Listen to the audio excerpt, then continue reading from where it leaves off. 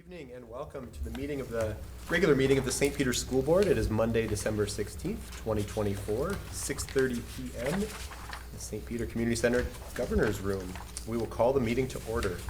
First item up is the Pledge of Allegiance.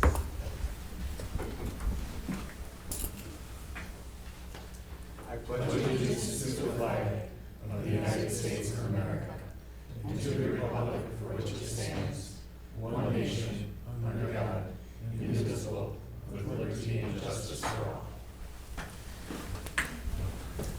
Thank you. We need to consider and adopt the agenda in front of us and also in our board book packet. I'll make a motion to approve the agenda. I'll second. We have a motion and a second. All those in favor signify by saying aye. Aye. Aye. Opposed, same sign. Motion carries. Agenda is adopted. Kimberly, do we have any requests to speak? I have not received them. Thank you. Our first item up is the Truth in Taxation presentation. Ms. Gracia. Good evening. Evening. All right, the Truth in Taxation presentation will be on board book. We do not have printed copies for you, but you should have access to that within the online version of your packets. So we are required to do our Truth in Taxation presentation every year. There are certain date and time requirements that we have to adhere to, so we follow those guidelines. The county by law is required to send out property tax statements, and then we do have to talk about the levy that will be calendar year 2025. We have to go over our 24-25 budget, and then we have to allow an opportunity for public comment and questions separate from what we just went through before. So, turn the page. So earlier in September, we certified our preliminary levy.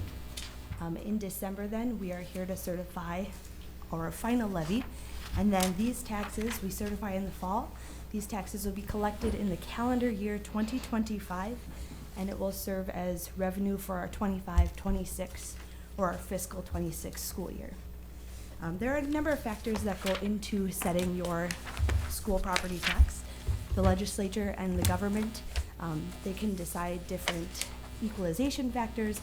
They can decide different rates for the revenue calculations as part of statute. So that goes into the calculation. County assessors look at the valuations of homes. So obviously if your home value goes up or down, that's going to change your property tax calculation. The school board can make a number of decisions. First, could approve something like the IAQ bond that we have, so that would impact. Also on the flip side, we could decide to under levy in certain components if we chose to, so that would impact your property taxes. And then voters for something like Mend the Middle. Obviously, if they approve something like that, that would show up and impact your property taxes as well. So just as a summary, we talked about it in September, but there are 39 pages of levy calculations and over 50 aid and levy categories that get calculated. So it is very complex, and the calculations are done on two different tax bases. So there is referendum market value that only looks at a few calculations, but it looks at all properties equally with the exception of agricultural land and then seasonal rec like cabin properties. Then there's also calculations that are done on net tax capacity. So that looks at all parcels of land, but they're treated a little bit differently based on what class they are. So all of those 50 calculations are run on one of those two tax bases. And then when you get your tax statement, they're going to be summarized into things that are voter approved or things that are considered an other category. So as we discussed in September, there was a slight change from the September levy. It wasn't very significant, but our 24 pay 25 levy is increasing by 2.25 million or 29.41%. And we'll go over in subsequent pages, we'll go over what leads into that increase. The bottom page is what we've looked at previously in September. It looks at the market value of St. Peter School District. So the market value in St. Peter is going up by 12.7%. Referendum market value and net tax capacity are also both increasing. The big thing to keep in mind with these increases is that as our market values increase, if our student numbers stay the same or decrease, our property wealth per pupil goes up. So when they run their calculations, there are a number of things that look at aid and levy. If our property wealth per pupil increases, we receive less aid from the state, and we have to levy our taxpayers more. Nothing that we can control, but that's the name of the game. So in this instance, because we have our property values increasing and our student numbers staying relatively stable, we are losing out on any of those aid components and being forced to levy all of it to get that revenue. So our current levy is split between 3 categories. General fund is 45%, community education is 1%, and debt service is 53%. That's the makeup of our 24 pay 25 levy. The next 3 pages just really look at what goes into that 29% increase. So for the general fund, there are 3 larger categories that make up that increase.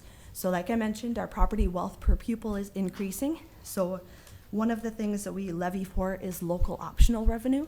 That's where we receive $724 per pupil. We receive aid on LOR, but because our property wealth per pupil is going up, that aid portion is going down.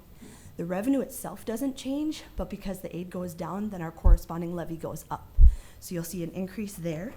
We have 3 years that have an adjustment. So as part of the levy process, there's a 3-year adjustment period for different categories.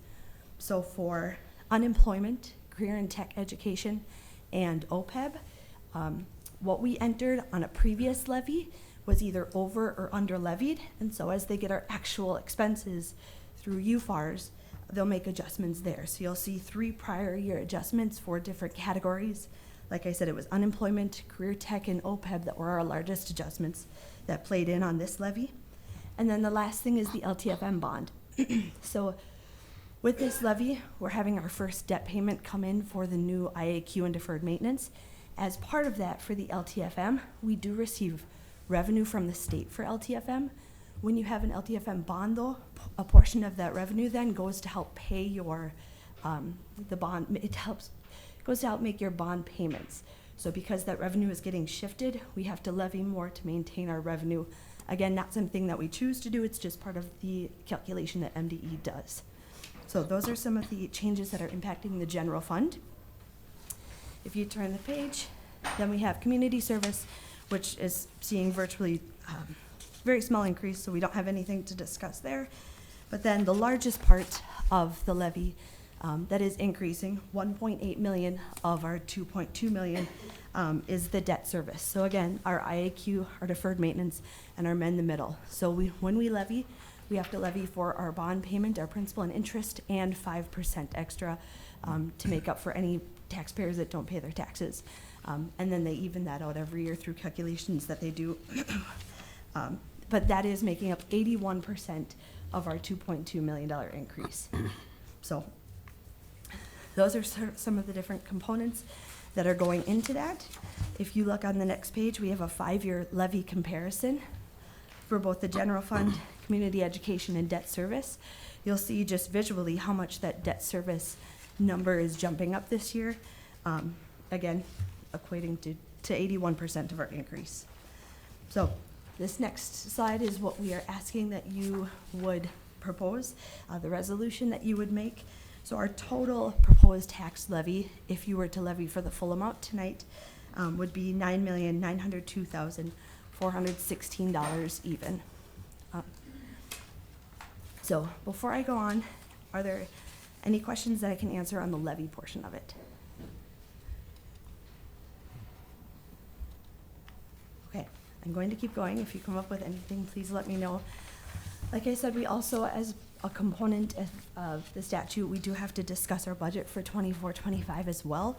All of the information that's in our truth and taxation presentation is based on our budget that was approved last spring. So last month, Dr. Olson shared a quarterly fund balance tracker, and we have continual updates that we've been making. But for the sake of this presentation, it's what you approved last spring because it's the last board-approved budget that we had available. So just keep that in mind as you look at these numbers. The first slide here is our FY25 budget. You'll see revenue at the top, expenses at the bottom. The only fund that we don't have included in here is our insurance fund for health and dental. But we have our general fund, food service, ComEd, debt service, and then scholarships. So as you can see, we have quite a few deficits across the board in our initial preliminary adopted budget, with our general fund being negative 400,000. We have since, like I said, made changes, recalculated our numbers with a number of different components, but at the time that was the budget that we had approved.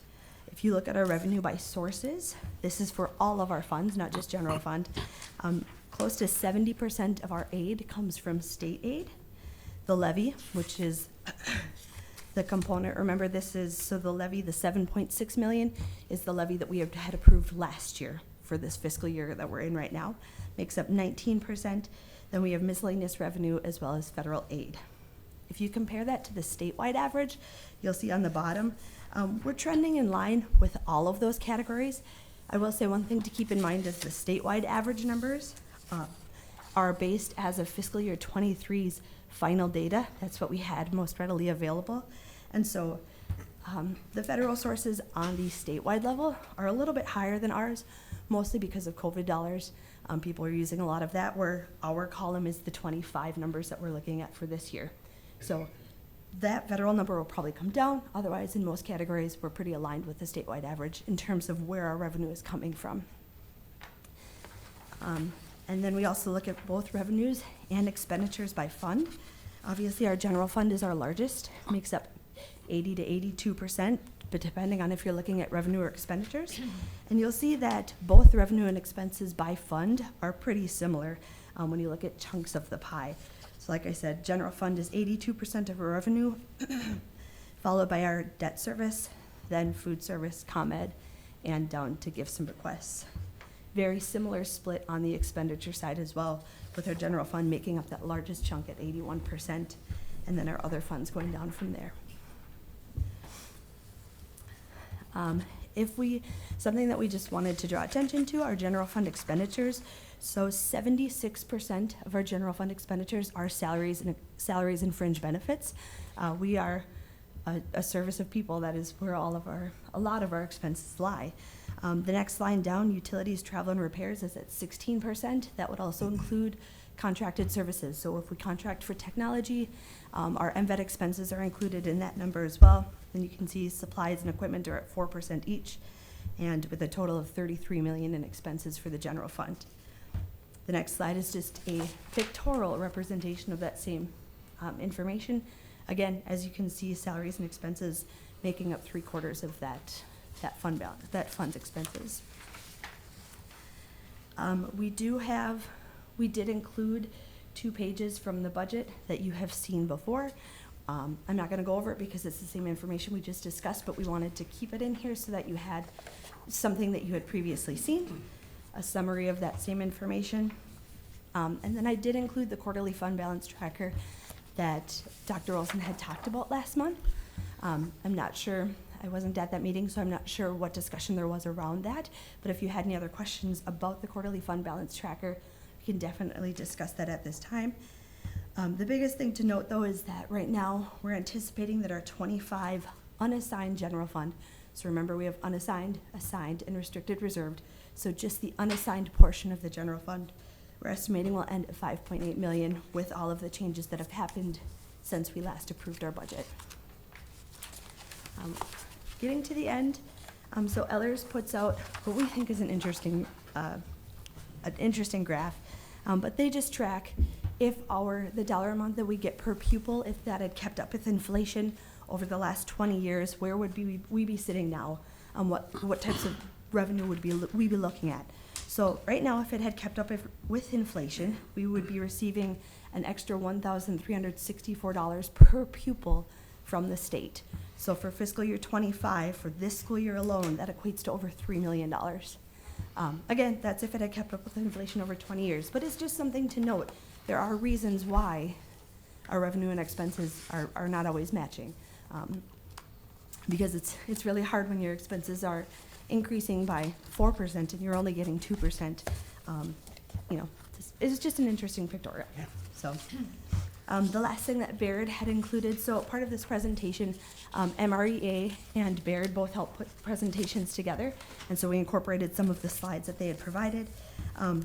Baird just thought it was very important to remind you that we did have those 3 bonds that we passed. Again, the principal and interest payments are coming in on this levy. So we had the 3 components, the IAQ, the deferred maintenance, and then the mend-the-middle portions of this bond. And then some of the previous debt that that they wanted to remind you of was the refunding bond that's coming due later this year. We have the operating referendum that was passed, and that was the first year that revenue was counted in our books was fiscal year 23, and then we had the 2015 bond for the high school. So it was a lot of information.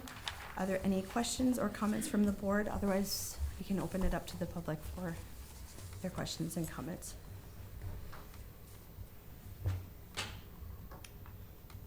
It's a lot of information, but you did a real good job of putting it together. Yes, you did a great job putting it together.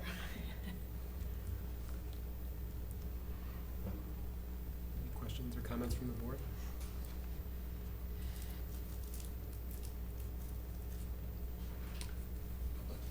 Any comments or questions from the public in attendance?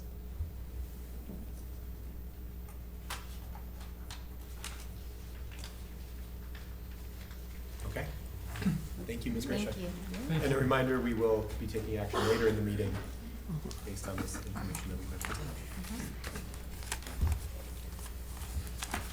presented. Next up is approval of the consent agenda items. The consent agenda is found in the board packet and packet before you.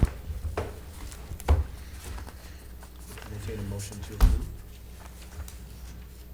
So moved. Second. Motion and a second. Any items of discussion from the consent agenda?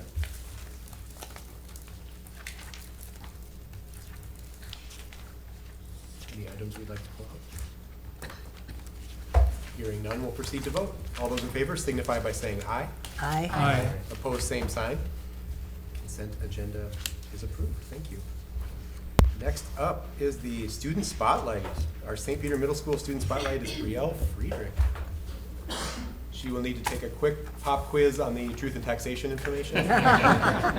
So, go ahead, Dr. Graham. Did you take notes? All right, well, thanks for having us, guys. I have with me tonight Brielle Friedrich.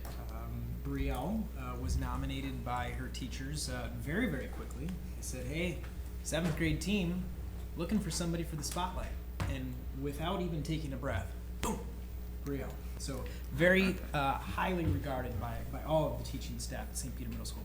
Brielle was our September Student of the Month.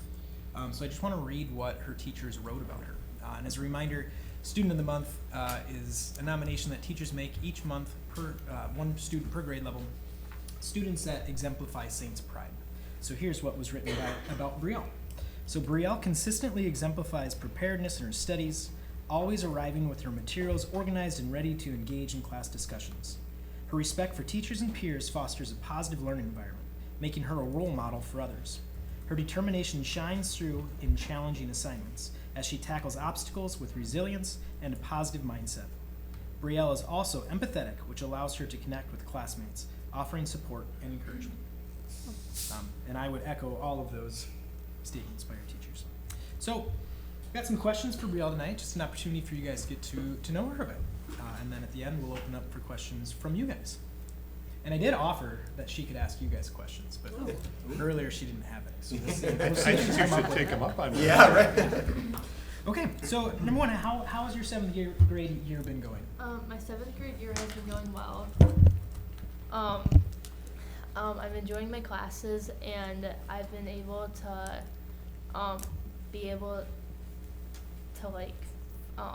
balance my academic and my running. Do you have any tips for us in terms of how you balance it all?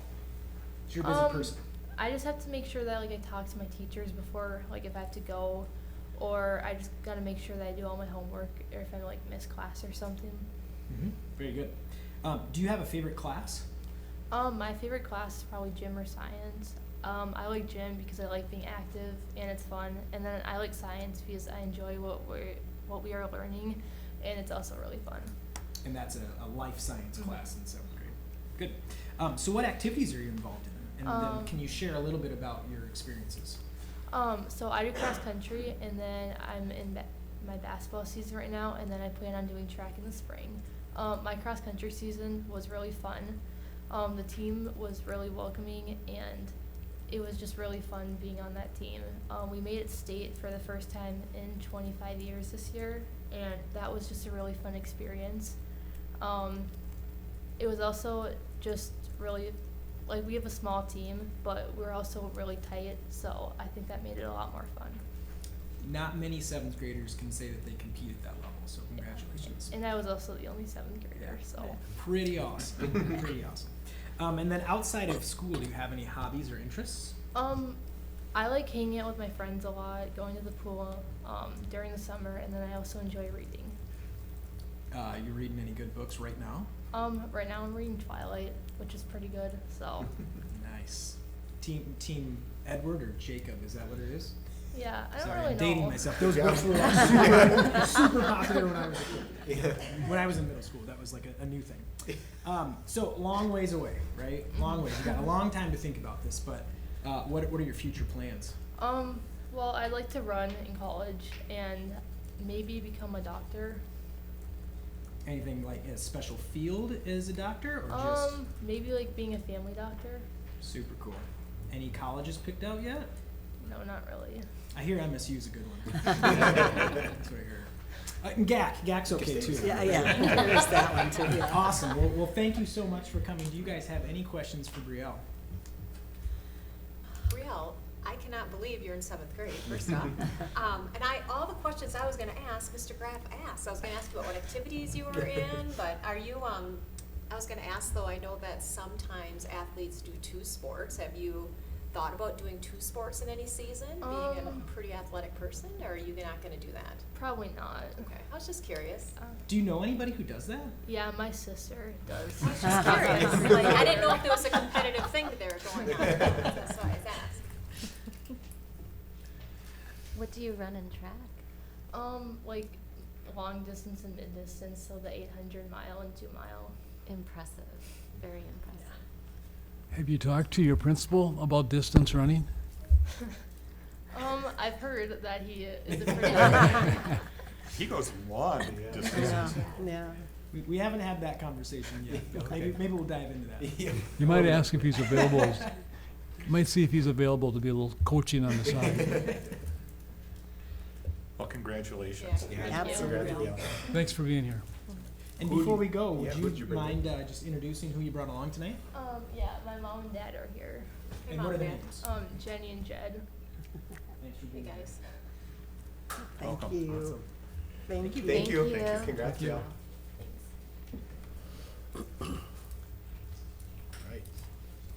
Another impressive Saint. Let's go to the meeting. Yeah. We do not have a student council report tonight. You'll notice that we shifted around information items and action items tonight. And our first informational item is the Native American Parent Advisory Committee update. Charmaine is here. Welcome. Welcome.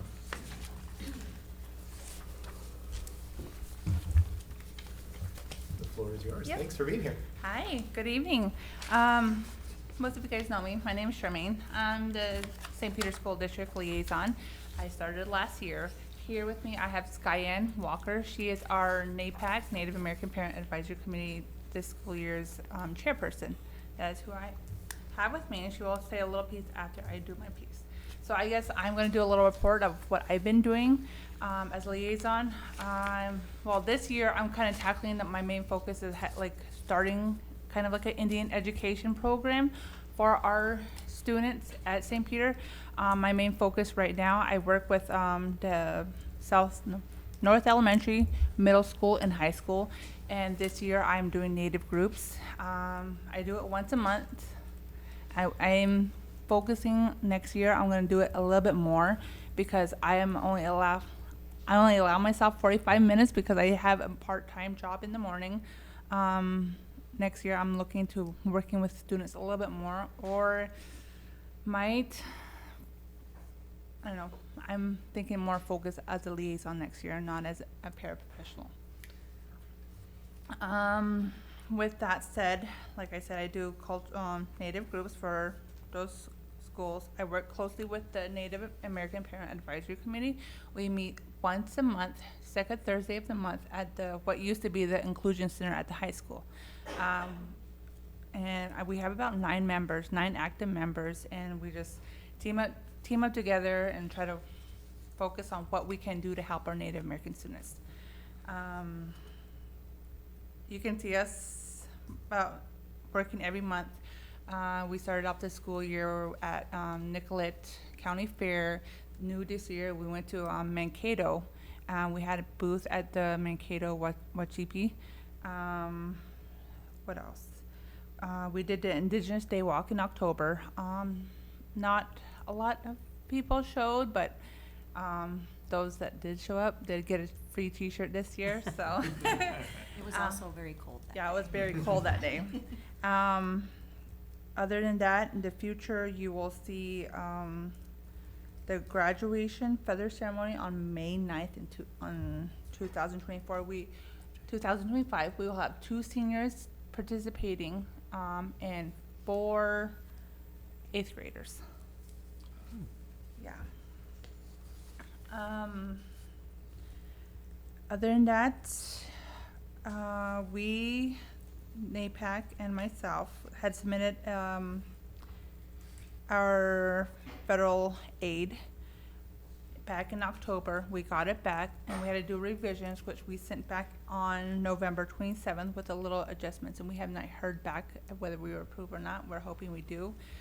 The great thing about this year is I got a feedback in the towards October, and not in the past, like when we would have a report back until March. So that is a positive thing this year, that we got a feedback before November. In that application, our main focus, our goal in the aid is supporting post-secondary preparation for our Native American students, supporting academic achievement in our Native American students. Our main focus in that area is our attendance rate. New this year, we're trying to tackle incentives for our Native American students, having, I think, 2 or less days in a month for those. Third, most importantly, is implementing cultural learning in our Native American students and families. And that we just provide Native American cultural education. Like this last week, we did a flint napping, one at the middle school, and then in the evening for our parents at the high school. We did have a teepee painting that was supposed to be coming up next week, but because of conflicts of time, we moved it up until sometimes next spring. Other than that, things you will see from me is probably field trips for Native American students. Yeah. Questions for me? So is there a middle school coming up, a Native, like a Native Yes. American event for 8th grade students? Yes, that is the Indigenous Joy Day for middle school, and John Warren and John Graff are working hard on that. It is going to be, I think, January 24th on a Friday for our 8th grade students. Excellent. Yeah. Hi, my name is Skyanne Walker. I am chairperson for the Native American Parent Advisory Committee. I'm just gonna read this, 'cause I'm nervous. It has been encouraging to be involved with NAPAC over the years and to see the changes at St. Peter's schools. We continue to gain the attention of the community for our Indigenous Peoples' Day walk and the cultural teachings that happen at our meetings, thanks to the aid monies from the Minnesota Department of Education, have seen increasing attendance by new families that did not previously participate. With the support of the district, we hope to continue to strengthen our bonds with other Indigenous families in the district and to make more positive changes for our students. Our liaison has been instrumental in connecting with the students on a regular basis. And my own son, Lucian, comes home after her visits called Native Group, so excited to tell me what he did and learned that he jumps around and is almost screaming. He's very excited about that. So thank you. Now, one concern that NAPAC has is for the Indigenous Peoples' Day Minnesota Statute, Section 120A42, pertaining to conduct on certain holidays. Now, this statute reads that on Indigenous Peoples' Day, at least 1 hour of the school program must be devoted to observance of the day.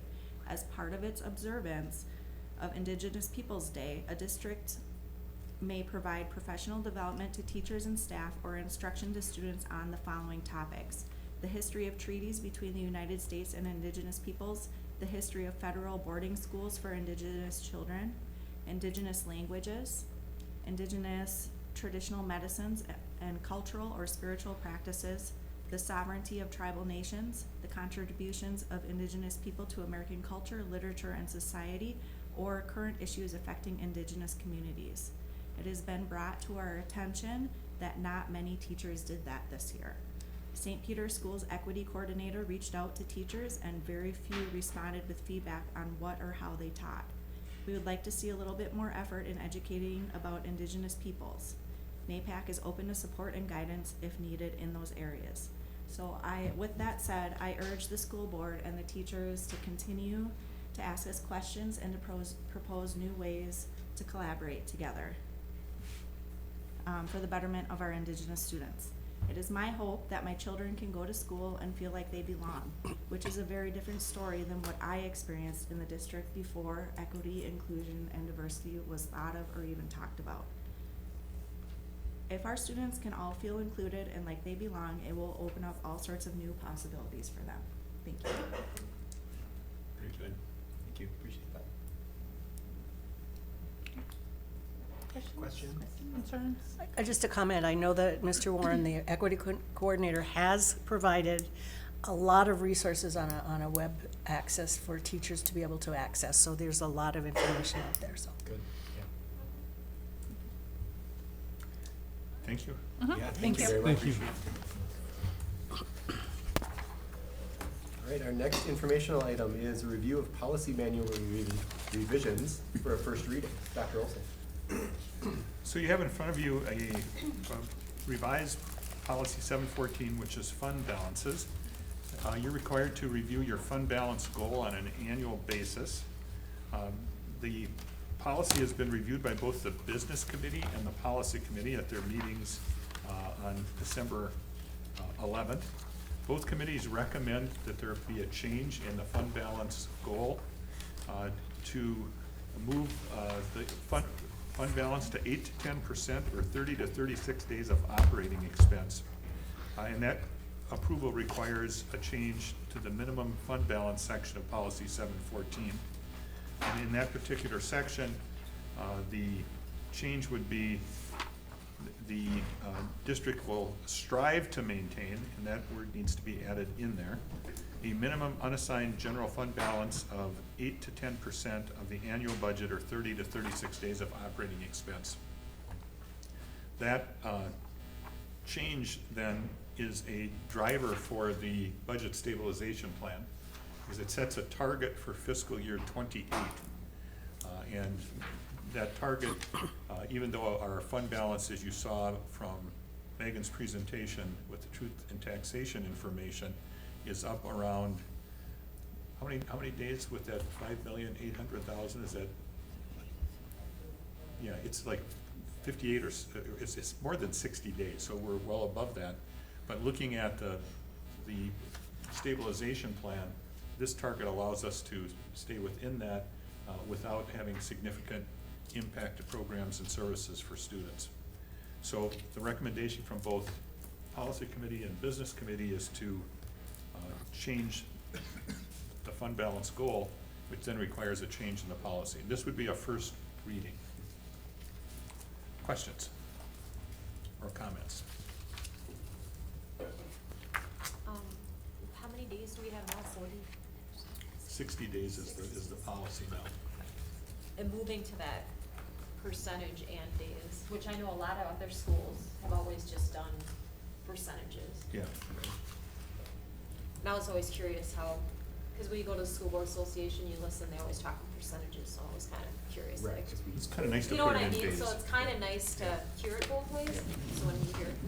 And I think as we've talked, and we talked with the business committee, we're, you know, ideally, you'd like to have as strong of fund balance as you possibly can, but with all of the things that we're looking at with, you know, declining enrollment, increasing expenses, inflation, changes potentially at the federal level for funding for schools, we think this is a reasonable approach to balancing and stabilizing the budget over the next 3 fiscal years.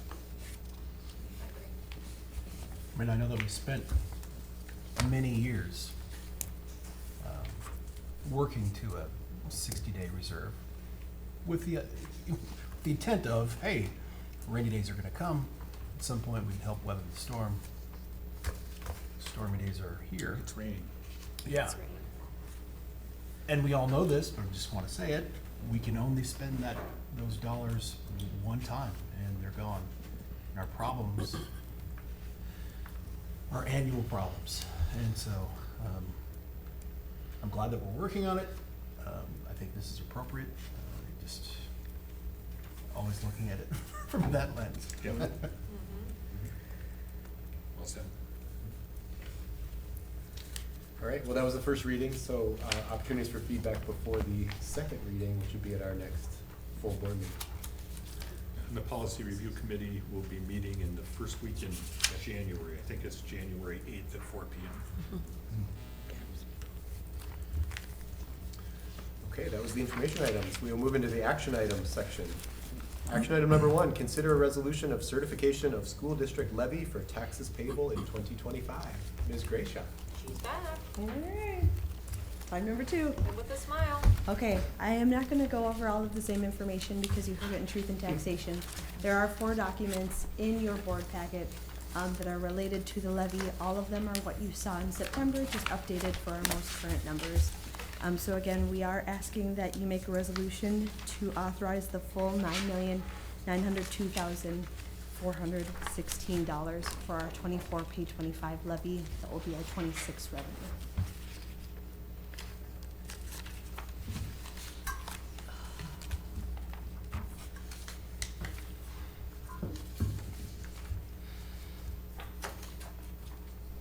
I'll move the resolution. All right, we have a motion.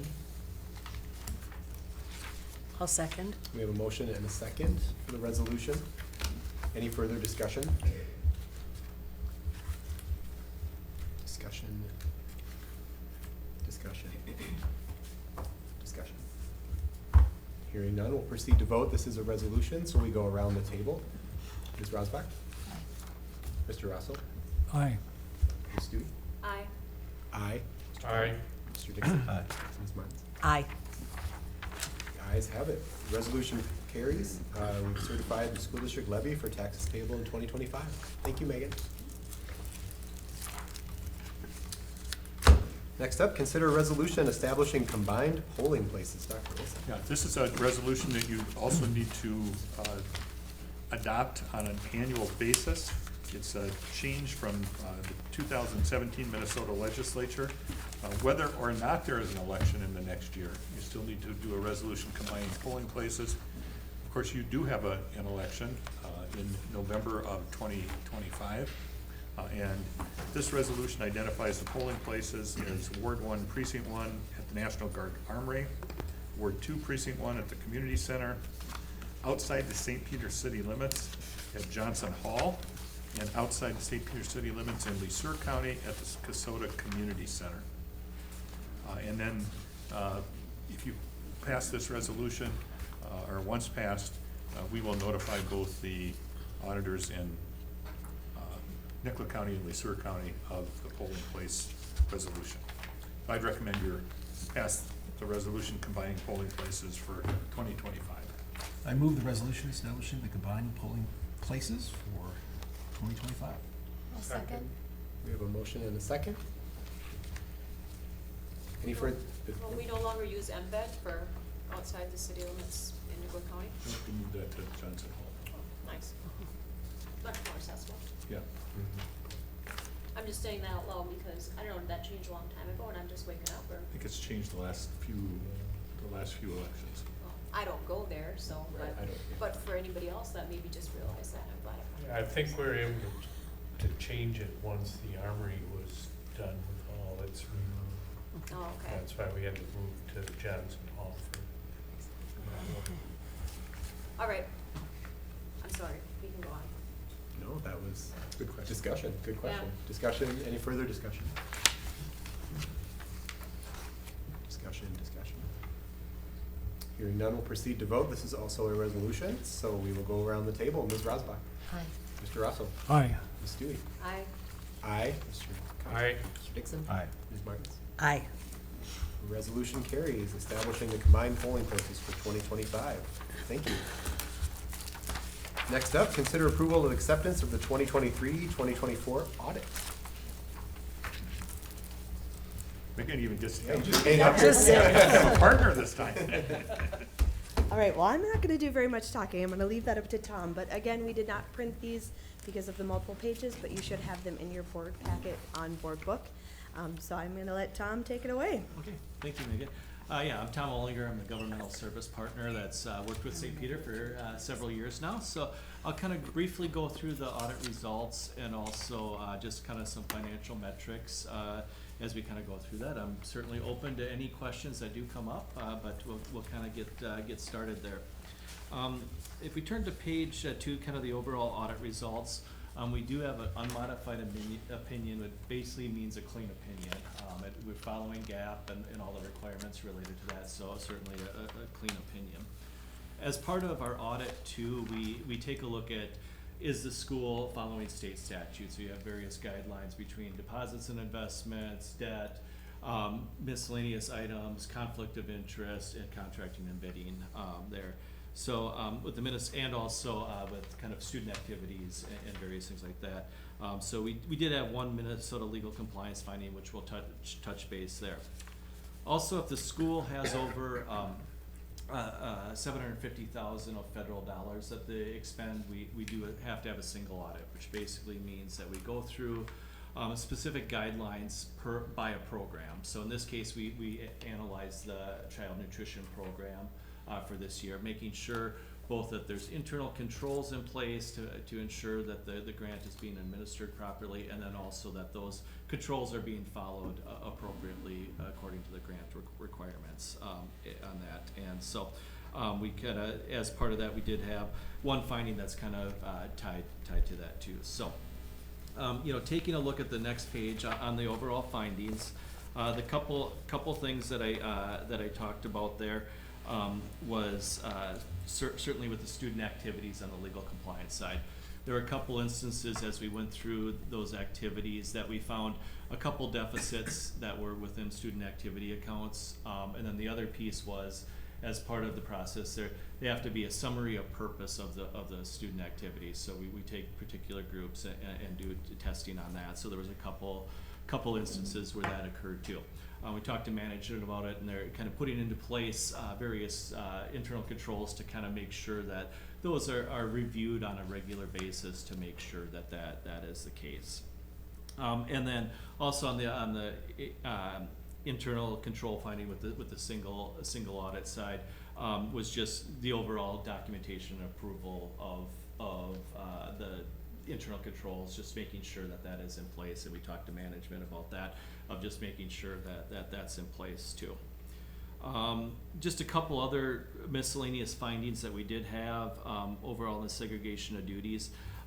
There was one just kind of also the approval process of the journal entry side of things. So when journal entries are made within the financial system, there really should be like kind of a second eyes looking at those just to make sure that they're correct and sign off on that. So we just had noted that, and once again, there's steps being taken to rectify that going forward too. The couple of the other items that we did have, preparation of financial statements is pretty common with school districts there. It's just kind of being aware that we do prepare the financial statements. We send a draft to management and go through it with them to kind of make sure that in their eyes, everything looks appropriate to what it is, but at the end of the day, we do draft financial statements. And we could certainly take a look at that and kind of overall improving that process. But at the end of the day, it's like we draft financial statements on a regular basis, so it's probably, in most situations, the school district looks at, it's more efficient for us to kind of draft the financial statements and do a review than having Megan trying to get all the notes together and stuff like that. So I think as long as that review process is in place, that's pretty good too. So, and then I think we're continuing to take a look at the overall segregation of duties with the food service to see if there's some checks and balances in there too. So those were a few of the items on the overall findings. If we note on the next page, just the results from last year, you know, some of them were kind of the same there, where we were kind of, you know, talking about there, but I do think there is improvement there. And what I would also say in the overall audit process too, as far as the journal entries go, there was a lot less journal entries for this year, so there was definitely some improvement there. And I think just kind of continuing to work with management to improve this process is important. And I do think this year compared to last year was a lot better in the overall process, and I think we're making some really good headway in that too. So with that, any questions related to the findings before I get into the financial information here? Okay. We'll take a look at just a few metrics here. First of all, as I kind of talked a little bit about the average daily membership, we did see you know, kind of roughly a slight kind of a decrease when you look back to 2022, the overall trend. We've had kind of seen a little bit of a downward trend there. You know, it stayed pretty close to what was there last year, but, you know, kind of taking a look forward, you know, keeping track of that. As we kind of talk about fund balance, it was really great to hear you looking 3 years ahead on the fund balance. I'm a big proponent of looking forward on that, because you've seen the numbers come through. You know, those expenditures and trying to manage that per ADM is important to kind of keep that in mind as you move forward, because that can be huge shifts in your fund balance and trying to do that. So that was really encouraging to hear that. Keep looking ahead with that and what that looks like. Taking a look at the general fund budget to actual. For this last year, we did budget a deficit of about $1 million in that fund balance. You know, the good news is we did have a $1.4 million fund balance increase, which is certainly good, which kind of pulled us up to some of those percentages that we had there. But as you were saying, that's going to shift the other way again as you kind of move forward if there's student enrollment dropping. Also, you know, in the past we've had some ESSER dollars on the federal side that were out there covering some of these expenditures too that are starting to filter away. You know, and then also this last year we had that nice boost in a little bit of the state aid on there. So a combination of the state aid and some of the federal dollars gave us a positive budget variance for this year in the revenue side.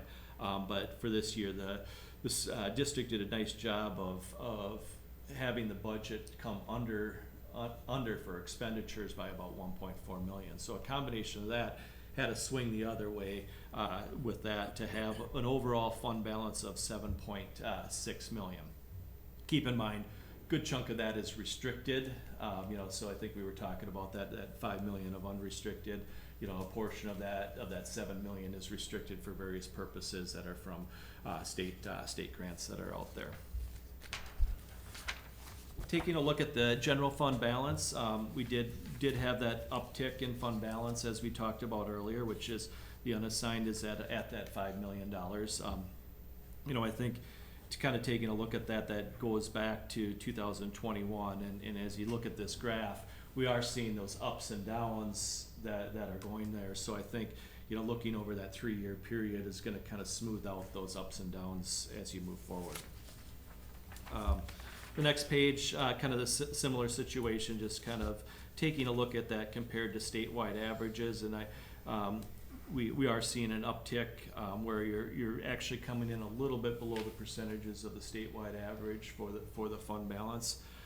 We don't have 2024 numbers yet for the statewide average, But general trend is, I think a lot of the schools have been having a little bit of an uptick of that fund balance, so we're kind of seeing that trend move forward. But once again, I think they're all in a situation like you that, you know, what is the next 3 years looking like, and that could certainly adjust as you kind of move forward. Okay, taking a look just at overall general fund revenues per ADM, and you know, kind of keeping in mind that the statewide average is last year's statewide average as we're looking at that. We did look at the state sources, did have an increase this year, as we talked about before. You know, some of the additional funding from the state was a result of that increase, and you kind of take a look at the federal sources did have that decrease, and both of these trends in 2024 are going to follow with what the school district has too, of reduction in federal and an increase in the state side. Overall, taking a look at the property tax indicators, you know, the one that I kind of take a look at is the district property tax per 100 KA value home, because that's kind of the impact of there compared to what the statewide averages are. And, you know, just a little bit above where that statewide average is. We've certainly had a trend, you know, as you know, debt levy referendums come in, that can also have an impact on that, and we have that moving forward. But you know, the per ADM per statewide average is below that statewide average, but the district per 100 is kind of right in line with where that average is.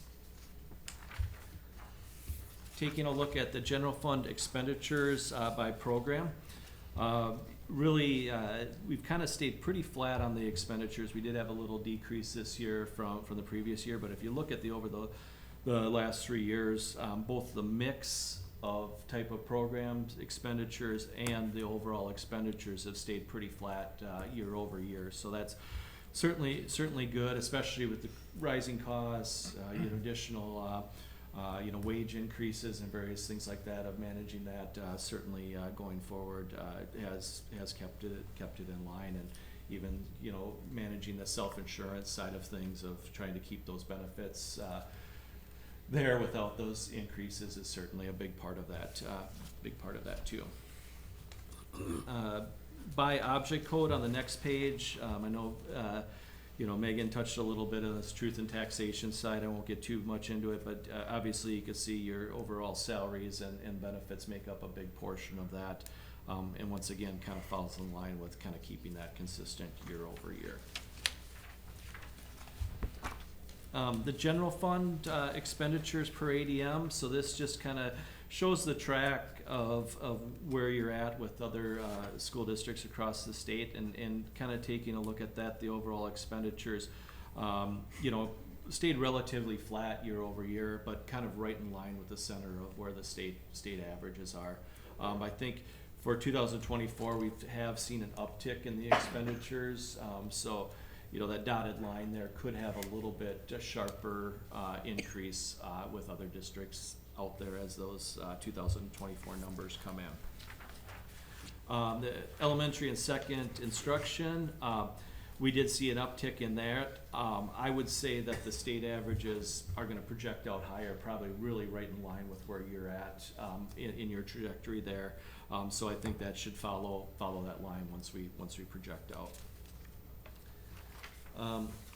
Special ed, you know, I think that's kind of leveled off here a little bit. We're still having the increase of per ADM. Now keep in mind, this is per ADM of the school as a whole, not by, you know, so really the mix of, you know, special ed versus regular ed can have an impact on that. So that's probably why you're on the higher end of that expenditure side. So just to kind of keep in mind, and it's more just a trend analysis that we have there. Okay. Food service budget to actual.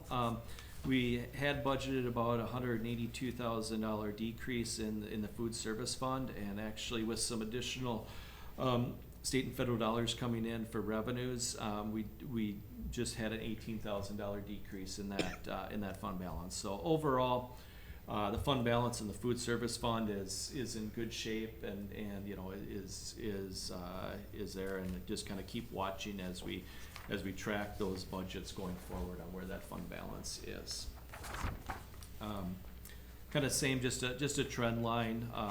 You know, I think the increase in costs have kind of been continuing to go up as we kind of officially got the COVID era kind of behind it. We're kind of seeing those increases in overall food increase there. The community service fund budget to actual, there was budgeted $275,000 deficit there. We did come in a little bit better, but we still have about a $200,000 deficit in the community service fund. Really kind of taking a look at that, the last few years have had that deficit and has kind of created that $700,000 deficit there. I know we kind of talked to management about this on the process on what that looks at on whether that is going to be funded by transfers or expenditure reductions, but I think there's a plan in place to, over a period of time, to reduce that, you know, first to kind of stop the bleeding there, and then reduce that over a period of time going forward to get that back flush with the community service in that, so. Okay, and just that overall trend line, you know, the community service is kind of following in line with what that trajectory is, just kind of an inflationary increase. The next page, the debt service fund. We do have a big amount in 2025 coming due, mainly because of the refunding bond issue. So we have a lot of principal and interest. There is a reserve set aside, restricted funds held by the fiscal agent to pay off that debt. So you're going to see that 2015 drop off there, and then you're going to have the 26 through 34 balances there. Keep in mind, this is no bonds that were issued in this current year. So as those would be added on to this portion here, this is just as of the end of the audit season of what we had for bonds currently outstanding. So anything would be added on to those 26 through 34. Overall cash and investments, we did have an increase, just a slight increase, just under 13 million in cash and investments there. You know, I think this year we did have, you know, kind of continued to invest some of those dollars. I think we had a good year in investment earnings compared to a previous year there, and kind of continuing to build off of that. But yeah, I think that's certainly a trend, and this is something to kind of monitor as we kind of go forward with that. So with that, I would certainly open it up to any questions the board might have. I think, Tom, just to point out that you spent a fair amount of time with the business committee at their meeting last week, going through this in quite a bit of depth and detail, and answered a lot of questions at that point in time. Yep, correct. Tom, I do have one question. Yeah. Our self-insurance program, do you see a lot of districts that do the similar format or not? Yeah, you know, I think there are kind of pockets of them, I think. So we certainly do see that in the self-insurance side of theirs. So, you know, I think it kind of continue to monitor that and Right. you know, and do that. So yeah, there is a certain number when it reaches a certain size of districts. So you would kind of fall into that. And we're within a comfortable zone there, are we not? Yeah, you certainly you have the dollars reserved in there. You know, obviously that's another thing based on claims can go up and down relatively quickly there too. So, you know, I think that's certainly to kind of keep looking at that and keep seeing what needs to be allocated each year to set aside for those particular reserves. Okay, thank you. Yep. Are some of the findings with the segregation of duties just hard to do just because of the lack of staff that we have within the district office? Yes, that is certainly can be a case there in that situation. I think there's probably some things that maybe wouldn't necessarily be like a full segregation of duties, but I think it's some internal controls of checks and balances, whether it's with the business committee review type of thing too. Okay. There can be certainly some oversight with that then too, just to kind of make sure that you know, things are moving properly. And kind of goes back to the journal entry side of things, that can certainly be a risk, you know, with journal entries, and it's nice just to have that second set of eyes to make sure that, this makes sense. Okay. I think fairly common with certainly districts our size, but certainly smaller as well. Yeah. You see those. Yeah, probably more so on the, on the smaller side, Yeah. we have that, and, yeah. But we'd be happy to talk through a few things, if there's a few things we wanna tweak, just to kind of continue to improve that process. And I think Megan's got a good plan in place for all of those findings. Cool. Well, not for all of them. I said, there's still gonna be the preparation of Well, I was financial just- Yes, statements. and- Megan's got it. Yeah. I already wrote it down. Yes. All right, other questions, comments? Well, thank you, and if any questions do come up, we'd be happy to answer them throughout the year, so we Thank you. appreciate working with the school. Appreciate that. Thank you. Thank you. All right, so, would entertain a motion. I move that we approve and accept the audit report. And I will second that. Have a motion and a second, further discussion? Discussion. I would just like to make a comment, Mr. Chair. Please, yeah. Megan, thank you. Yes. You've done a wonderful job, in my opinion, so we appreciate all your good efforts. Any further discussion? Hearing none, we'll proceed to vote. All those in favor signify by saying aye. Aye. Opposed, same sign. Motion carries. We have accepted the 2023-2024 audit. Thank you. Yeah, thank you. Next up, consider approval of second and final reading of revisions to the policy manual. Dr. Olson. So you had a first reading of two policies at your November meeting, policy 416, drug, alcohol, and cannabis testing. There was one change to that policy since your first reading, and that really just reflects what our practice is, and that is in the case where the school district contracts for transportation services, it shall be the responsibility of the superintendent to ensure that the transportation provider follows the provisions of this policy. And it's interesting, it's a required policy, and we contract for services, so we don't have all of the bus drivers that are referenced in the policy. But we have to ensure that our transportation provider follows the policy. So we do that on a regular basis. And then the second policy is drug-free workplace, drug-free school. There were no recommended changes to that policy from the first reading.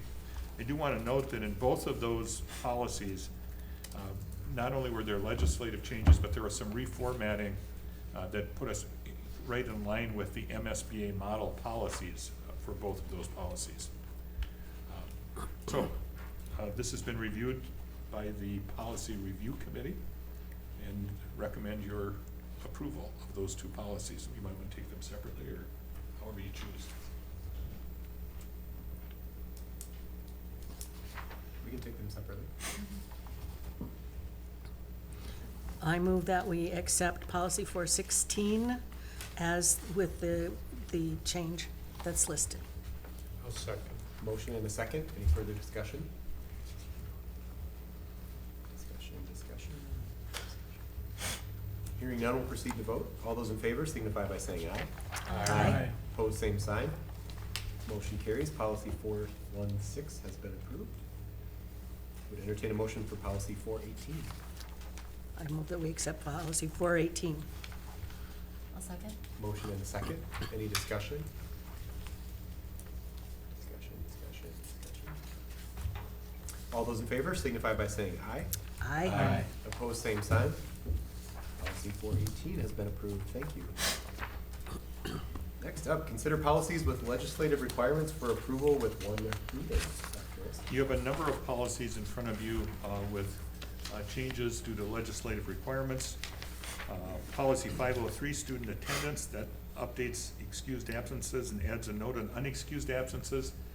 I will note that the building principal spent a fair amount of time reviewing this policy and made some suggested additional changes and exceptions, and those were reviewed by the Policy Review Committee at their meeting last week. Policy 509 is enrollment of non-resident students. That removes school readiness and adds the school of parents' choice law. That policy, we spent a fair amount of time on determining exactly what it meant. So that was interesting to come to a conclusion that I think we all agreed to in terms of the meaning of that particular policy. Policy 512, school-sponsored student publications, that adds a student journalist law. It just really broadens away from just student publications to any student-sponsored publication in media or other venues. Policy 513, student promotion, retention, and program design, removes world's best workforce. There has been a suggestion, actually from Mr. Kaut, that in that policy we would just add one piece, and that would be the acronym, CACR, by the Comprehensive Achievement and Civic Readiness Reference. So just keep that one in mind. The policy 524, internet technology and cell phone acceptable use and safety policy. That one we might want to spend just a little bit of time on, John, if you want to come forward. Really what the policy change to cell phones does is it asks the administrative team to identify policy rules and procedures and then submit those to the board on an annual basis as part of the handbook adoption process. So John, why don't you talk a little bit through kind of what the thinking is at this point? Yes, we've started to draft what those handbook policies would look like. And what we've come up with is at the middle and high school, cell phones would be allowed before school, after school, passing time, and lunchtime. So essentially restricting the use of cell phones during the instructional periods of the day, which would include Saints time. At the elementary schools, we would completely restrict cell phone and watches and things of that nature throughout the instructional day. Each level has provisions for if students don't meet those expectations. Step one, the device would be turned into the office. Student can pick it up at the end of the day without any questions asked. The second offense, parents would have to come get the device. Third offense, there's some kind of a behavioral contract put in place between the administration and families. We just want to be really clear on that with students and families so that students know what that would look like if they are unable to manage those devices. Any questions? You can see it's kind of interesting if you check out your, I think it's called the MSBA Leader. That came out today electronically to you. And if you look at a section where the federal government has issued some cell phone policy guidance, and it follows into exactly what we're talking about here. So kind of interesting.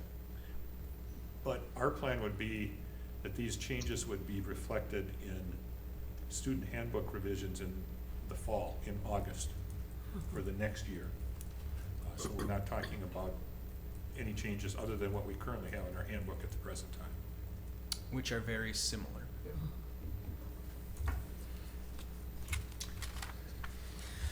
Questions on any of the policies?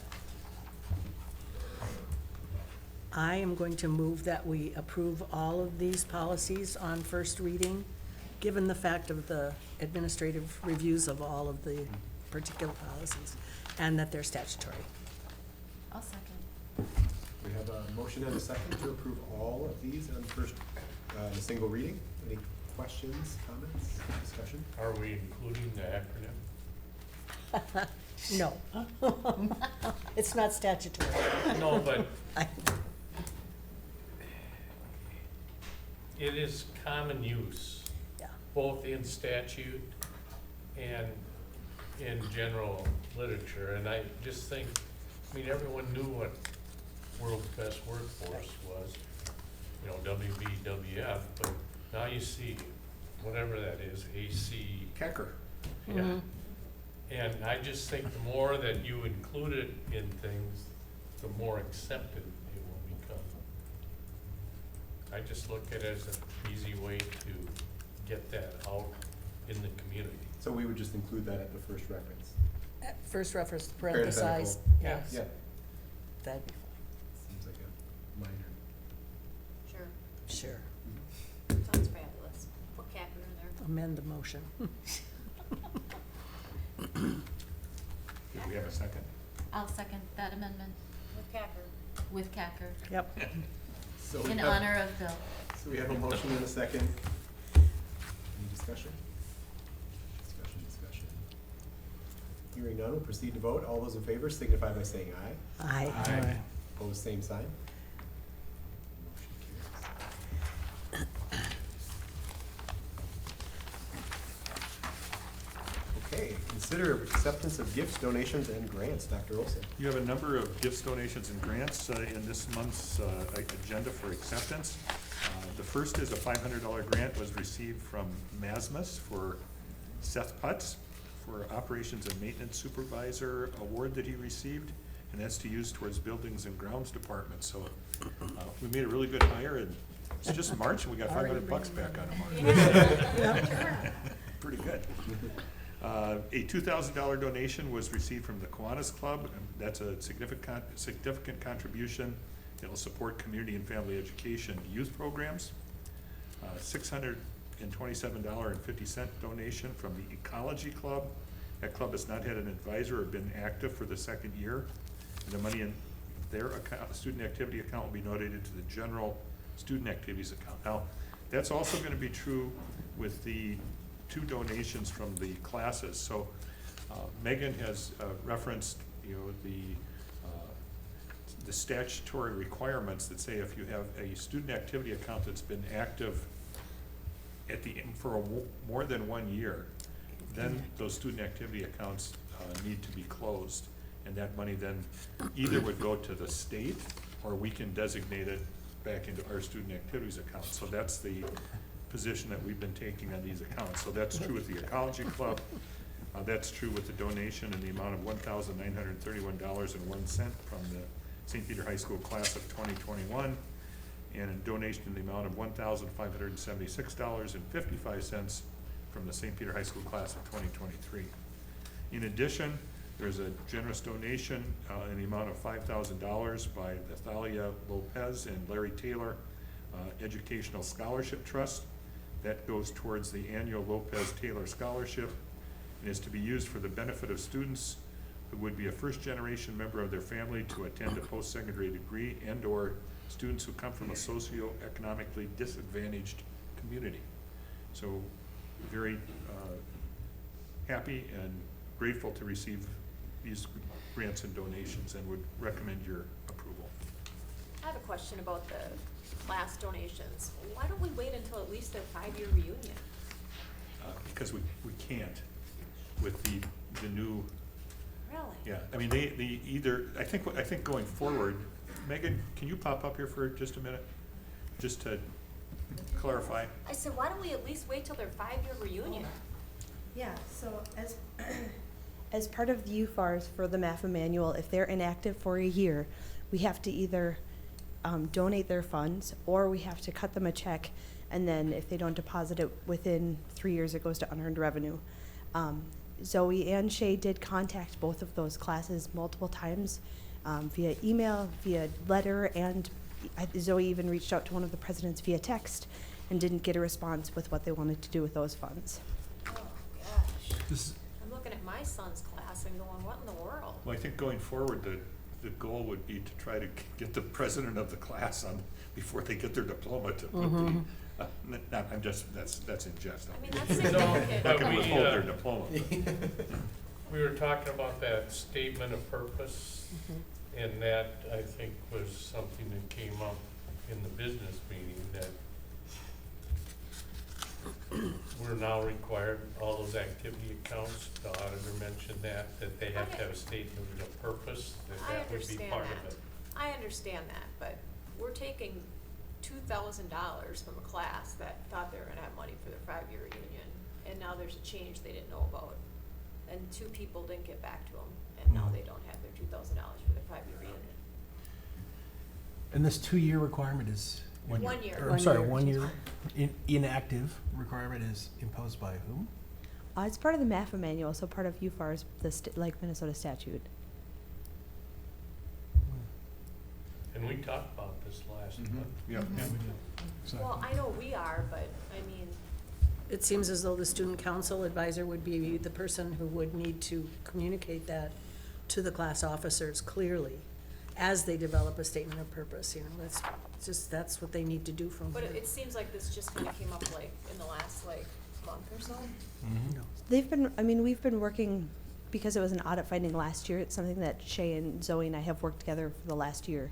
They've been trying to contact them because we have these So like the class accounts. of 2023, like, how did that even happen then? Do you know what I mean? Like, they just graduated like 15 months ago. So they would have then until June 30th of '24 to take their money and create their bank account. And I will say that that is one thing that Shay and Zoe are trying to implement, in that especially before they graduate, that they have an account opened up, they can walk their check down there from this year and moving forward to make sure that that doesn't happen. Tracy, as you indicated, there are some frustrations with that, and if I were a class member in one of those grades and anticipated having money from our reunion, found out I didn't. On the other hand, we have no choice. It's a legislative mandate. Well, I know, and but I'd I rather- wanna know let's- what let the me finish, deadline please. I'd rather see it go to student activities than to go to the state, given our alternatives. What is the deadline before it goes to the state? So we have a year to get rid of the money. So at this point, we could cut them a check now, and if they don't cash it within 3 years, you have to send that to the Department of Unearned Revenue. And then they can go about collecting it from them, but I've never personally ever gone down that process. I don't know how that works. They'd have to know it exists, but. And it sounds like so many people have tried many different times to get a hold of them without a response. So that's where we felt our recommendation was, at least this money would go towards our students and Rather other than the student state. activities versus just getting lost. I mean, theoretically, could they create an account and cash it in the next 3 years? They could, but if they don't, then it's not benefiting our students, and we felt that was a better approach.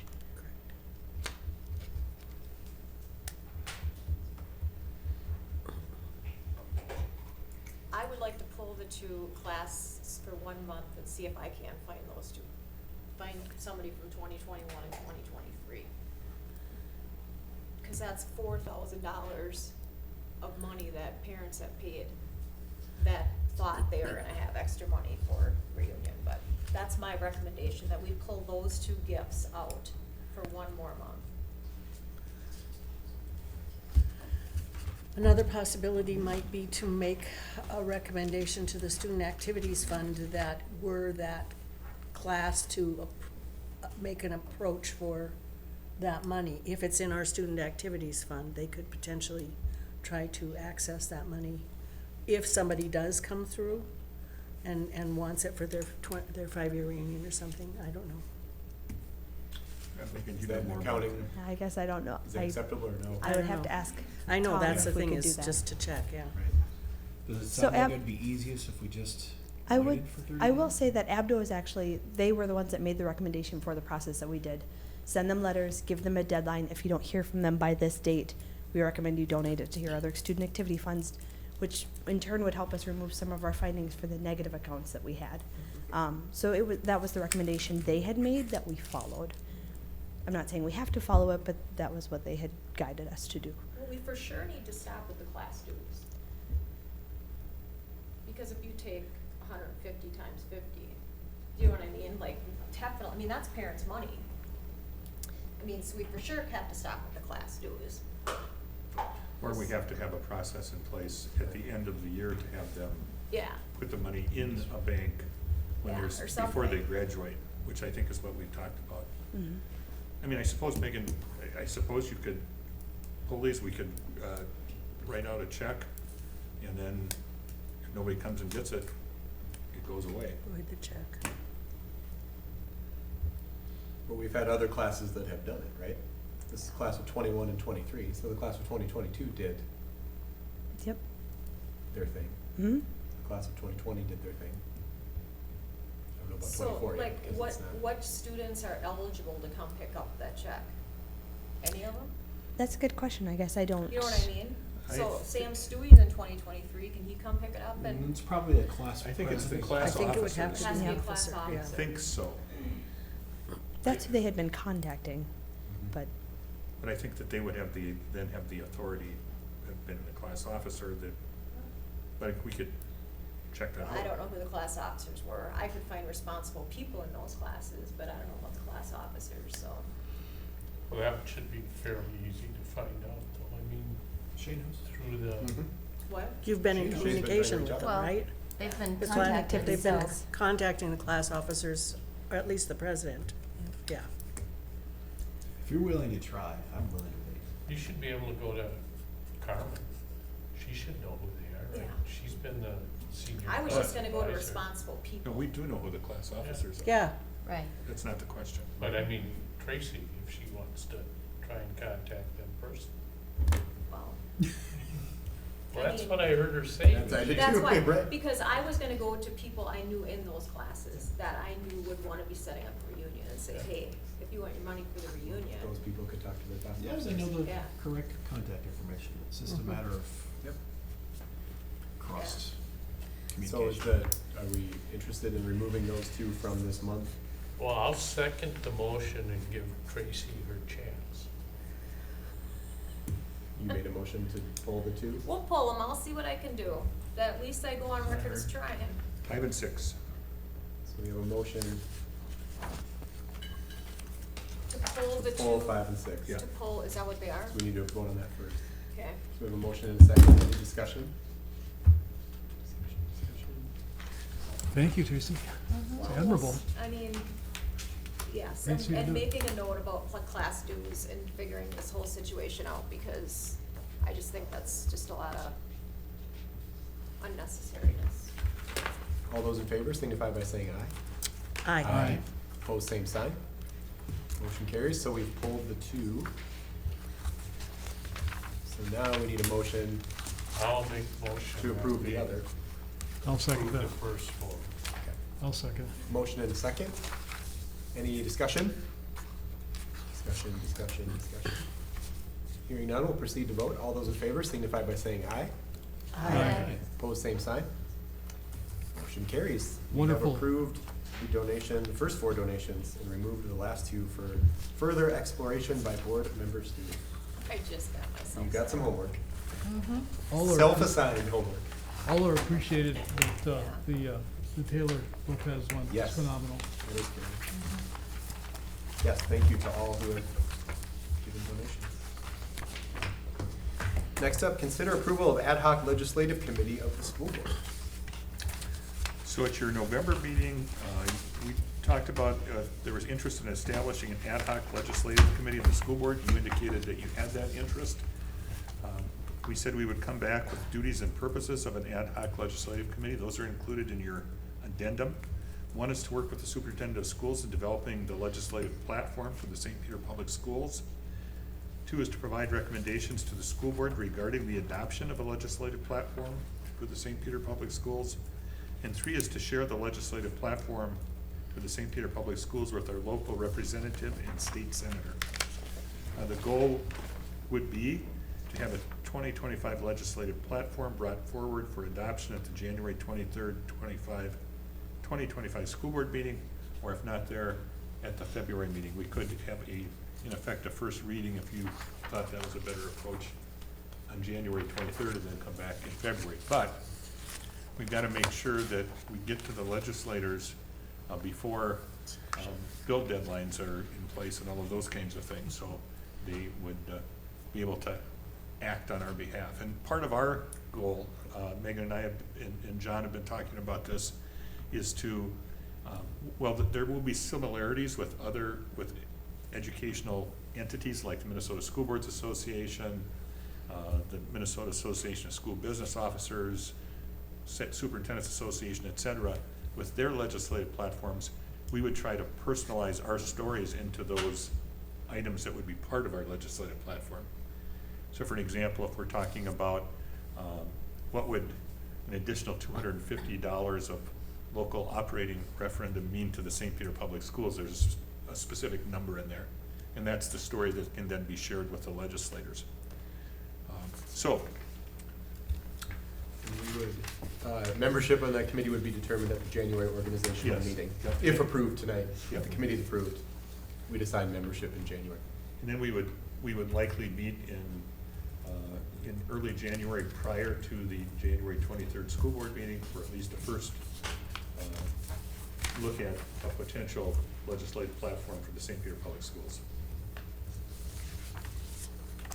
I move that we approve the ad hoc legislative committee. I'll second that. Motion and a second. Any discussion? I think it's a great idea. Thanks to those of you that are doing that work.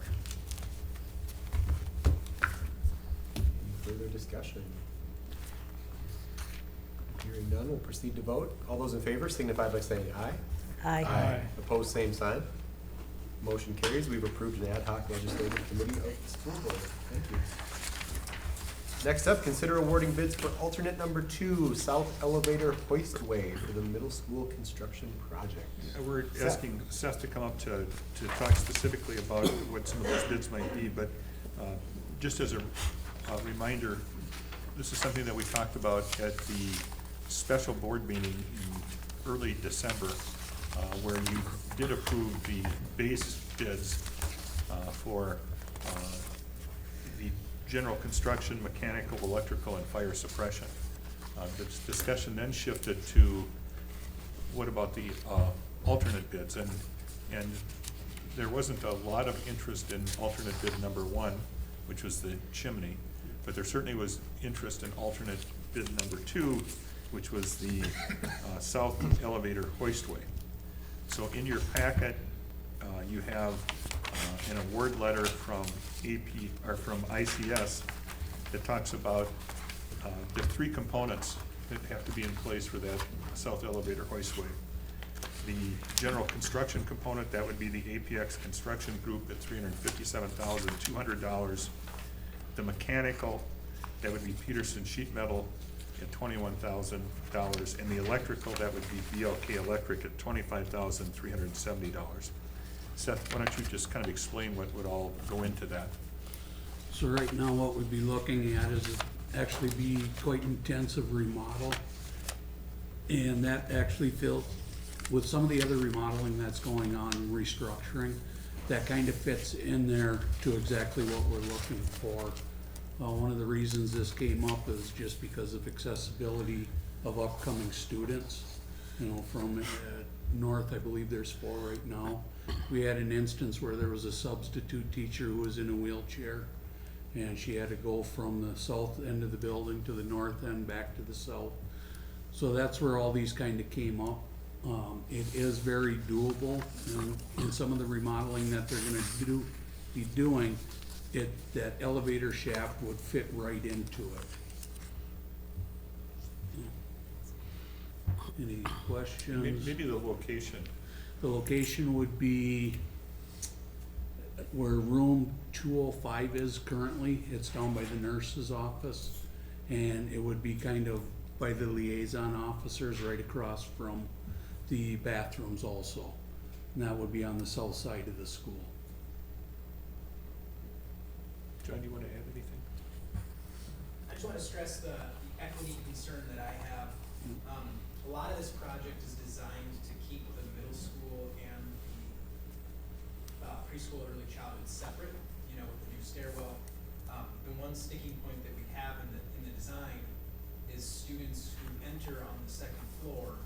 For them to get anywhere, if they have accessibility issues, they have to go through the early childhood to get there. It increases the travel time for students exponentially to travel from one side of the building to the other just to go up or down a floor. The main entry to our building for the public and for students is door A, which is on the 2nd floor. So an elevator near door A would be very beneficial for accessibility.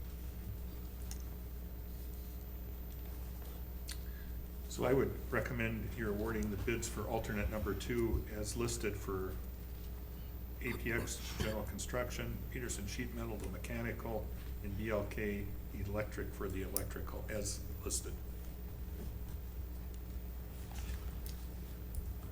Entertain a motion. I'll make, Go ahead. I'll make a motion to approve the bids. And I'll second. Motion and a second. Any further discussion? I have a question. As we think about that, and I'm trying to think back to the entrance that you referred to. Do we have handicap accessible doors in those doors? So it's Okay. Mr. Chair, just Yes. a point of edification, the funding for this is not additional over and above what's already been approved. It basically would be coming out of what would be the contingency money. It fits within the existing budget. Exactly, exactly. And I know that we have not made a decision on this, but the question of the existing chimney and the possible demolition of that, if we were to move forward with that, would we be locked in to APX to do that work? Pretty much. I mean, They're that the would make awarded sense to me, but- contractor. Yeah. Yeah, so the way it works is you take your base bid and your alternate bids and you add them together and still see who's the lowest. So Yeah. with, at least with alternate two, all of these still stay as the lowest bids. Okay, thank you. Any other questions or discussion? Hearing none, we'll proceed to vote. All those in favor signify by saying aye. Aye. Opposed, same sign. Motion carries. We've awarded the bids for alternate number 2, South Elevator Hoistway for middle school construction project. Thank you. Thanks, Seth. Declaration, next up is declaration of obsolete or outdated equipment. I can deal with that. So your board policy does provide you direction on the disposition of obsolete and outdated equipment. The process is on an as-needed basis. You have some recommendations in your packet on disposing of weight room equipment that's no longer used. There are some updated weight room pieces that are in place, and so these are in a sense obsolete. And so if you approve the declaration of obsolete or outdated equipment, these pieces of equipment would be placed on auction, and we would do our best to get some money for them instead of having to go pay the disposal. Which, just as an update for you, we did sell, was it 7 of those cafeteria tables for $7 at the high bid. But we didn't have to take them out to the Yep. Pay for disposal, them. pay for them to be disposed Yeah. of, so, Someone got a deal. yeah. So I'd recommend your approval of the declaration of obsolete equipment as listed from the weight room pieces. So moved. Have a motion. Have a motion and a second. Any further discussion? They are safe though, right? I mean, when you declare them obsolete, it's still safe to use. Oh, yeah, Oh, yeah, sure. yeah. I mean, I would hate to see something happen. There are new pieces that, within the limited amount of space, even though that's a fairly nice sized weight room, within the limited amount of space, and there isn't a use for these in the middle school weight room, there's no place for them. Any further discussion? Hearing none, we'll proceed to vote. All those in favor signify by saying aye. Aye. Opposed, same sign. Motion carries. Thank you. Time for reports. Building principals are first. We do have some of our principals at music events tonight. Yes. Mr. Kraft, and I'd like you to note who is here. No, we are glad that they were able to attend those events, for sure. So early childhood, this is the time of the year where we're focused on a lot of winter activities, and so kids are kind of inside, and it's been a little bit mild now. One of our teachers volunteered to set up an obstacle course for a week down in our little gym, and so that's given kids just a little bit different scenery, a little bit different activity, and so that's been certainly fun for them. It's also been, we have been having families in to both do gingerbread houses, decorate cookies, a few little songs here and there, all winter themes, or just songs that they sing every day in their class. So that's been fun to have folks come in. I mentioned gingerbread. That is a big deal this time of the year, gingerbread houses, and we have had a gingerbread man running about the building. So preschoolers often make a gingerbread cookie, big gingerbread man, and all of a sudden they go to the restroom and they come back and guess what? He is gone. So they travel about the building asking in the kitchen, have you seen the gingerbread? Well, they take it down to the kitchen to bake it. Yeah. And then they come back and the gingerbread man has left. And so they do a lot of asking questions, which is a good skill, and following directions where the gingerbread may have gone next, and so that is certainly a fun activity. Yeah, exactly, yes. So, and then they get to eat the gingerbread man for snack at the end, so it's all good except for the gingerbread man. And then for our staff members, we've recently had our CPI training, and so that is our training that we put in place to make sure that in the event of a student needs hold or restriction, we know what we're doing, people are properly trained and following those protocols. So we do that annually, and we have a CPR training coming up after the first of the year. So staff-wise, that's certainly every day events we're focused on with those two special trainings. Can't beat the gingerbread man, can you? Well, I saw the gingerbread man on the cookie sheet today. And I gave the puppy dog eyes when they walked by, thinking they're coming to give me some gingerbread. That's what I thought. And they just kept walking. No. And I thought, there goes my snack. Next time. Now I get it. Now I get it. Yeah. Work on your puppy dog. I thought I had it. Creeping them out. Yeah, shoot. All right, so at the middle school, lots of cool things going on. Starting with last Monday, Chair Potts, some GAC representatives and Project for Teens visited Mr. Stotter's 7th grade health class to talk about digital well-being. Students had conversations about how technology use can impact your social, physical, and academic well-being. It was really well received. We got some really good press. KEYC, I believe the Herald, and the Free Press all with Dr. Potts' picture in it, so it was really good, and thank you for that. It was really well done. And that was thanks to a grant from the Mankato Clinic Foundation. As Dr. Olson mentioned, winter concerts for the middle school are wrapping up tonight. We had our 6th, 7th, and 8th grade band tonight, and as you remember, we had our choir concert last Monday. We will be ending our week this week with our winter assembly. At that assembly, we'll announce this month's Student of the Month. We'll announce our Pride goal for the upcoming weeks. We will announce our gingerbread house competition winners, and we will play some minute-to-win-it games. I know you're all dying to know. 5th grade is currently leading our house standings by 1 point over 8th grade. So we'll see if the 8th graders can pull it off tomorrow with a gingerbread win and some minute-to-win-it victories. Very good. Any questions? Can't beat that. Thank you both. No kidding. Not at all. Thank you. Appreciate it. Thank you. Dr. Olson. I just want to wish everybody a happy holiday season coming forth, and thank you for the opportunity to work with you this far. We're ending about 5 months now, and started the superintendent search process in earnest tonight, so there we go. So the end is in sight for you. That's what you say. Hinting at that. That's what his wife is saying. Yeah, right. Yeah. That's it. Around the table, Ms. Rosbach. Let's see, was the high school musical that Friday after our last school board meeting, I think? Or that weekend?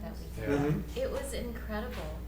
I was so impressed with our students and with our theater instructors, I guess, and I was so impressed with the work that they did and with the talent we have, so congratulations to all. And we have a school board member whose son was amazing. Mm-hmm. It was, yeah, it was great. Mr. Russell. Just one thing real quickly. I think we've all been here for a fairly lengthy time, so anything important I might have to say, which is remote, by the way, can certainly wait till another time. But I did just want to again acknowledge with the business committee and other committees too that were involved in the audit and the levy. There's a lot of number crunching that goes into that, a lot of analysis. So I just want the public and everybody else to understand that there's a whole lot more that goes into that than sometimes is obvious at board meetings. Thank you. Thank you. Ms. Stewart. I don't really have too much, just everyone have a good time, holidays. Stewies are going on some vacation to a very warm spot, so I'm kind of excited about that, but Excellent. Yeah. Head on over to Nick. Behind the tree line. Yeah, it's Yeah. pretty warm over there. But yeah, everybody has some good time, so. Cool. I would add that the choir concert last Monday was fantastic. And winter athletics, winter sports are up and going, and it's been fun. Also, a special birthday wish to Oh, yes. board member Nixon. Yes. Actually get it out. So happy Yes. birthday to you. Yes. Where's the choir when you need Uh, it? Yeah, Not here right now. Mr. Cow? Yeah, I'd just like to congratulate Seth on his award. Nice to hear. And when I come up and review the bills and that, I end up sitting in that office where he is, so I observe him hard at work a lot of times. And it's well deserving, I'm sure. And I'd like to echo about the musical. I enjoyed it.